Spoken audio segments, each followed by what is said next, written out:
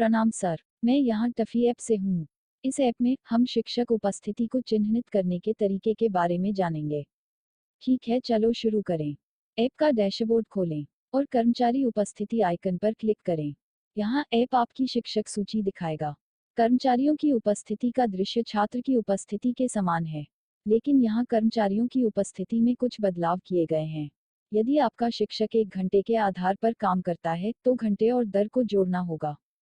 Application शिक्षक के card पर डिफ़ॉल्ट दर दिखाएगा। पहला विकल्प छुट्टी का भुगतान किया जाता है। दूसरा विकल्प आधे दिन का है। तीसरा विकल्प अनुपस्थित है और अंतिम विकल्प मौजूद है। जब आप इन विकल्पों पर क्लिक करते हैं तो ऐप उपस्थिति दिवस के अंतिम वेतन का भुगतान करेगा।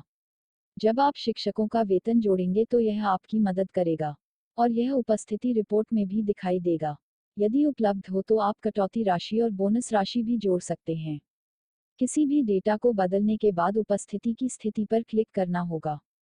जैसे मैं पहली बार उपस्थिति दर्ज कर रहा हूं और फिर डेटा बदलूंगा तो यह डेटाबेस में संग्रहित नहीं होगा।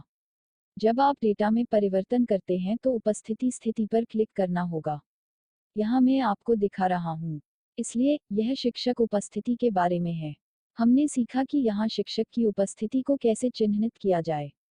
इस वीडियो को देखने के लिए धन्यवाद। शुभ दिन, सुप्रभात, शुभ रात्रि। जब भी आप इस वीडियो को देख रहे हो।